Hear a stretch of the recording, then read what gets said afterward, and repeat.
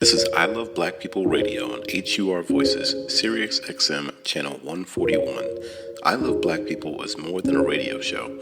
I Love Black People is a call from our ancestors to protect us from racial profiling all across the world. Go to iloveblackpeople.com and become a member today. Membership empowers you to live fearlessly and protect Black people globally from racism and xenophobia. Join us today and become a member of our global network with an online global green book with Black-owned and Black-friendly businesses to protect you and your community. Membership is free, and with you, we will become 10 million strong worldwide. I am because we are. Special thanks to AFLAC for supporting I Love Black People Radio. Greetings and welcome to another edition of I Love Black People. Thank you so much for joining us on this wonderful journey of beautiful blackness. And thank you so much for all your input and time that you've spent, sharing with us and giving us all that we need to keep this show going and expanding. So info at I Love Black People, for those that are new, and those of you who already know, keep doing what you're doing with our social media on Twitter, I Love Black People app, and on Instagram, which is I Love Black People app. We definitely enjoy all the interaction and continue to spread the word, spread the love, let people know about I Love Black People. We're, again, for those who know us on the radio, but we're also, more importantly, app, which is literally creating the first global safety net to protect us from the harms and humiliations of racism and Afrophobia. And we say Afrophobia is the irrational fear or hatred of people perceived to be of African descent. And we say perceived to be of African descent, when people attack us, they don't ask you what city you're from or what country you're from. They literally attack us based on an irrational thing, hatred. And we talk about racism, but we're clear that race is a fiction. It's a construct. It's not based on science. However, racism is real, and we are and have been and continue to be harmed and humiliated by racism. So we have to do something to defend and protect ourselves from these things. And this is what we're coming together using technology to do with your support.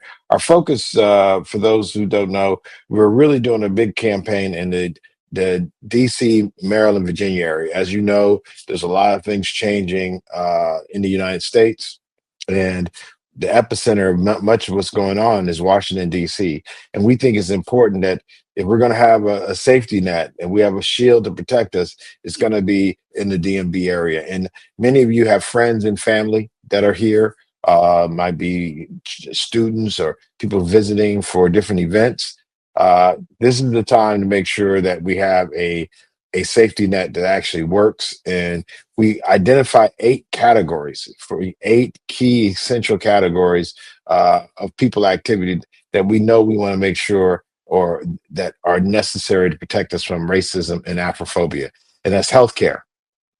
We know is important that we don't end up being mistreated or harmed when we're that vulnerable. The original Green Book focused on 3 areas: food, shelter, food, accommodations, and transportation. But what we realized, that original context, we thought it was just about traveling. We realized it was about vulnerability. Traveling is just one form of vulnerability where you don't know anyone. But if you're sick and there's a pandemic, that's another form of vulnerability. So we quickly realized you could be in your hometown and not know of a doctor that's going to treat you with dignity and respect. That's a issue. Legal is another area that's important, that you don't have someone who sees you as the villain in this movie that actually thinks you're guilty until proven guilty. So it's one of those things where we want to make sure that when you're dealing with the legal system, that you have the support that's necessary to protect you from the harms and humiliations of racism and Afrophobia. Same thing when we talk about, of course, food. But we're not just talking about food for restaurant. We're talking about from the farm to the fork, food security, making sure that our community is able to eat food that won't kill them or put them in situations that are harmful, as well as going to places where we spend our money and we're mistreated. So food is a real serious core attribute of our eight essential categories. Also, we talk about something as important as education. You know, where we go and how we learn is important as we see the attacks on education and a misrepresentation of our history and of our people currently as well as historically. Our current affairs are being misrepresented. So again, these are things that we need to spend time on focusing. And we are building a safety net that allows us to create, for the first time in history, a connection of these key categories, essential categories, so that we have a infrastructure, if you will, that allows us to protect each other in these key areas. Also, transportation. We want to make sure that one of the things that we've seen in apartheid, Jim Crow segregation, uh, being able to move freely without being encumbered or harmed. These are key things with transportation. We want to make sure we maintain transportation that's safe for all our people. And then, as we talk about childcare, which is part of education, you don't want our children to be harmed in it, and we got to protect them. No one is going to come save our children but us. So these are the key areas. And then beauty as is one of those areas where when you look at it, making sure we have access to people who respect our aesthetic, respect our psychology, respect who we are. And part of that is our appearance, and that's important with the beauty. And we take that seriously from beauty salons, hair. Again, one of the biggest areas of concern now is these plastic wigs causing cancer. We want to make sure that we're going places where they value our safety and value our quality of life and are black friendly. And that's why we use the term black friendly. Let's be clear, there might be places where they're not black owned businesses. We still need to be protected from the harms and humiliations of racism and Afrophobia. Many people don't realize the original Green Book by Victor Green, Hugo Green, uh, it wasn't a black business directory. So often people confuse the Green Book with a book about a black business or capitalism or generational wealth or financial literacy. It wasn't about that. It literally was about us protecting us, sharing information before they even had the word crowdsource. It was literally about us protecting us. And if we're protected, our ability to be prosperous and be able to be productive is increased. So the paper chase is more of a probably an illusion or distraction when it really it should be about us instead of chasing us gathering together and making sure each other are living our best lives in a way that we're treated with dignity and respect. So we're leveraging technology in a way that hasn't been used before so that we can take the brilliant minds of our caring people all over the world and curate their recommendations, their opinions about different places in a way that's never solicited. Some people ask you how good this was, how did it taste? But the truth is, how did they treat you? And for us, if they're not friendly towards Black people, there's no reason to eat their hamburger.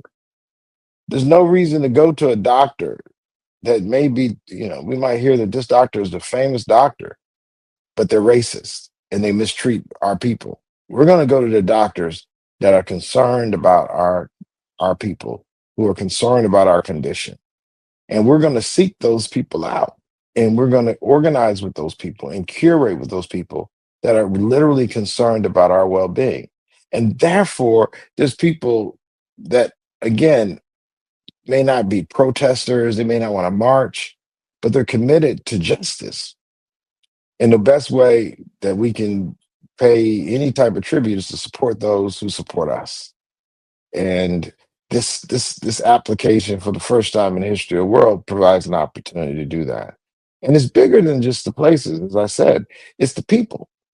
It's the people who are concerned enough to recommend a black friendly space that are thoughtful. Many of us are, went to historically black colleges. So we know people as a part of the HBCU we're a community, like we're a family. And then I'm a member of a so-called Greek letter organization. I'm not a Greek, I'm an African. But that being said, I have access to people in these groups. But just because my mom and dad aren't didn't go to HBCUs, didn't belong to any of these organizations, don't they still deserve to be treated with dignity and respect? Absolutely. And that's our focus and that's our purpose. We wake up with the mission of protecting our people from the harms and humiliation of racism and Afrophobia by literally our Pan African unity. And we say Pan African again. I just want to be clear. Our people call themselves all kind of things. And I'm not in the naming business. So you can call yourself an Akabulan patriarch. Uh, you could be a brother or sister who's a FBA, a foundational Black American. You could be Zulu. You could be Wolof, Shona, African, African American, Black.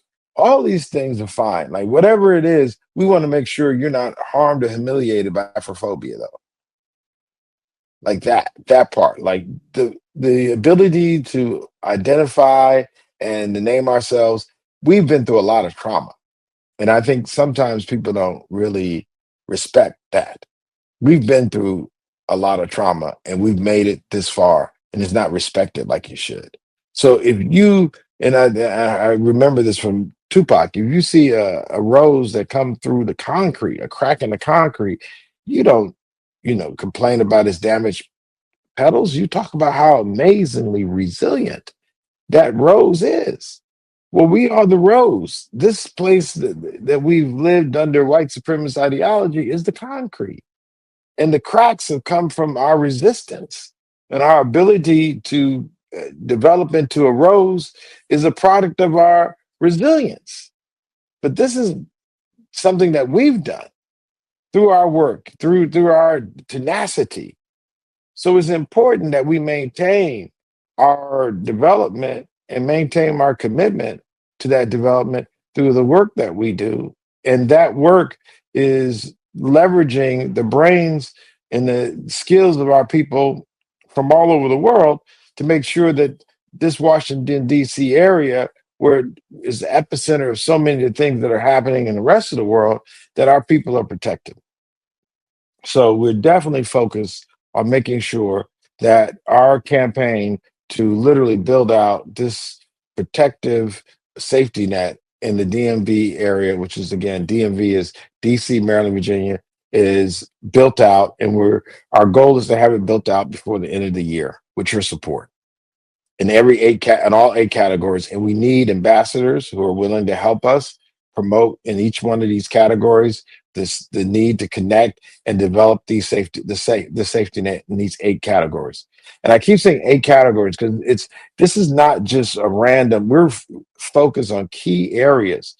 When we say education, we're talking about creating our own school system, a system of schools that are committed to protecting us from racism and Afrophobia, with educators committed and classes, institutions, resources dedicated to making sure our children are protected, our education system, and it's globally. We could create globally without owning one school, a system that's focused on protecting our community from racism and Afrophobia. Same thing with healthcare. All doctors aren't going to care about us. It is what it is. But what we need to do is focus on those who are committed to justice, are those who are committed to respecting our cultural and our historical backgrounds. So it's very important. I see the attack on DEI. We don't have to ever say DEI, but we're never going to stop being committed to Black people and making sure that we continue to resist white supremacist ideology, like whatever names. And my mama didn't name these names, so all these acronyms they come up with, at the end of the day, it's about our commitment to our communities and our agenda to make sure that we demand the justice that we're due. We were born with these rights. This wasn't something given to us. We're talking about human, not civil rights. So in so much of this, it's about us using the build out focus on the DMV. And then from there, we're going to spread out to other regions, leveraging the same tools that we would have learned We're focused on the DMV. We're going to make sure we hit historically Black colleges. We think that's a very key area.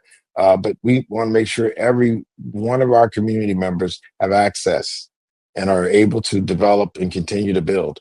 And we've also been hiring, looking for a community outreach coordinator. And we've gone to the Howard University with the Howard University Career Fair, and we're going to be going to more career fairs, looking for a community outreach person that can actually help us build like we're saying we want to build. And then once we build in the DMV, like I said, we're going to use that model to take it national, and then from national internationally. But our reach and interaction is already touching people all over the world. But we want to really focus on creating this safety net in these key 8 essential categories, which are support. And I think it's important that we talk about it as this time is going on. A lot of people are afraid. These changes, changes actually make and oftentimes create a level of fear. And there are people who exploit us who are afraid. All we have to fear is fear itself. I think someone said that. So our what we need to be is encouraged. We should make decisions not out of being discouraged, but being encouraged. And we've seen worse than what we're seeing right now. Like if any people can say that, it's us. We've seen America worse than this. Okay. And we've seen the world worse than this. We can make we are the change. We're the reason why we're the rose that came out of the concrete of white supremacist ideology is because we're here to make a better place. We will refuse to settle for what we've seen. And what we've seen is some of the worst egregious attacks on our humanity. White supremacist ideology will not be tolerated. And it will ultimately be defeated. It will be destroyed. There's nothing sustainable about it. There's nothing natural about it. There's nothing historical about it. There's nothing godly about it. So we're on the right side of all these things. But the question is, what do we do with the time we have? And us leveraging an app like this allows people in their own convenience to be able to participate. However, they seem to see that as being the way they should be. But it's very important that when we do these things, that we're doing it in a way that actually benefits as many of our community members as possible. And that's our focus with your support. We have some very serious goals that we are pursuing with your support. In the DMV area, we're looking to expand our footprint so that we can actually make the impact that we want to see and with your support. And globally as well as locally, we need the support because again, we know DC is a international city. We know that DC is a place that is Washington DC metro area is a place where people come throughout the world. So we want to make sure we get as many people involved in shaping how that looks. And right now we have probably about 145,000 members across the world. And our focus right now, we have about 3,500 in the DMV area. And we've identified about 1,500 Black friendly businesses in the DMV area. We look by the end of the year to reach out to probably more about 35,000 DMV members. And we've noticed that our sweet spot is normally we have probably two groups. We have a younger group that's like 19 to 25, and then we have an older group that's like 35 to 45. And we like to see our number grow to at least 35,000. That's 10 times as many as we have now. And as it relates to the businesses, we're looking at expanding the businesses almost 7 times to 7,500 DMV businesses that are Black friendly. Now, if we get to 4,000 and there's no other Black friendly, it is what it is. This is not about quantity. This is about quality.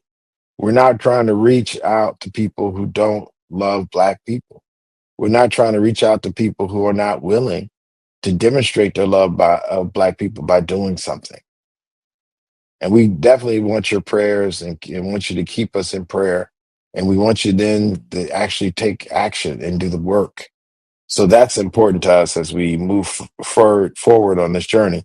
And after we do what we need to do in the DMV area region, we're going to spread and actually engage other and focus on other regions. And we're going to ask for the support of the folks in the DMV to actually include that as a part of what we're going to do to make sure that everything that we need to do in the rest of these regions are done. So it's very important that we work together as a collective.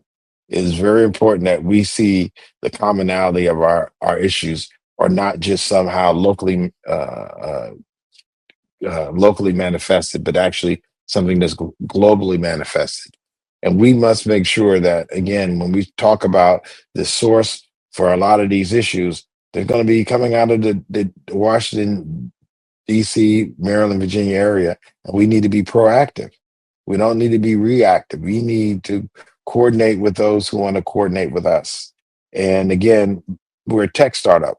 We're not a nonprofit NGO. We're a tool to empower our people to solve a serious problem that we've experienced for over 400 years. That's racism and Afrophobia. You know, probably before 500 or 600 years ago, there was no such thing as Afrophobia. People weren't attacking people they perceived of African descent. This is not something that has plagued humanity from the beginning, but it's been plaguing humanity for some hundreds of years now. And we have to do something definitive to stop it with your support. And I tell people always be inspired though. Like we're on the right side of God. And I say that not to say who you pray to or what type of religious, spiritual, all that. It's not. I'm just saying this is what is in the best interest of the survival of humanity, treating people with dignity and respect. And our ancestors never limited that dignity and respect to just themselves. They fought, they resisted so everyone can be treated with dignity and respect. And I think that's one of the issues. And they use these issues against us with this. Again, I'm gonna bring up some, current affairs with this whole immigration issue, where literally you see foreign policies by former colonizers and in the U.S. colony attacking, undermining countries, and then their people flee the tyranny that was created by the sending of military weapons, drug trafficking, all that, and they come to the United States or they come to other countries in Europe and then get exploited by being human trafficked. I mean, so you got the drug trafficking and arms trafficking, which leads to the human trafficking. And then those human trafficking people are exploited for their labor, sexually exploited, children are exploited. And we have this underground economy that's literally being created by and orchestrated by large governments like the United States. So again, the people who are benefiting aren't the people who are taxpayers. The people who benefit are folks who are involved in these illicit crimes. And so we must take a stand not against the immigrant, but against the system that actually perpetuates this madness. And it's been perpetuating this madness, not just now, but the transatlantic slave trade is trafficking of weapons, trafficking of substances, and trafficking of humans. This is something that is being done on our watch, though. This is not 200 years ago. This is 200 seconds ago. It's right now. And we can't stand by and legitimize the onslaught of people who did nothing to deserve the genocide or the um, undermining of Africa or any part of the world. And I don't think any particular people are above any people. The focus should be on stopping the arms trafficking, the weapons trafficking, and the human trafficking done by all governments, especially the United States. And the working with these organization, cartels and all that. These are ways that we've seen done, even pirates. We always talk about pirates. Pirates weren't governments, they were supported by governments. They're almost like freelance terrorists, like we see what's going on. Freelance profiteers, like the drug cartels. This is not new. But what we have an opportunity to do more than any other time in history is we have access to information that allows us to focus like a laser beam on the DMV area to create this global safety net with your support.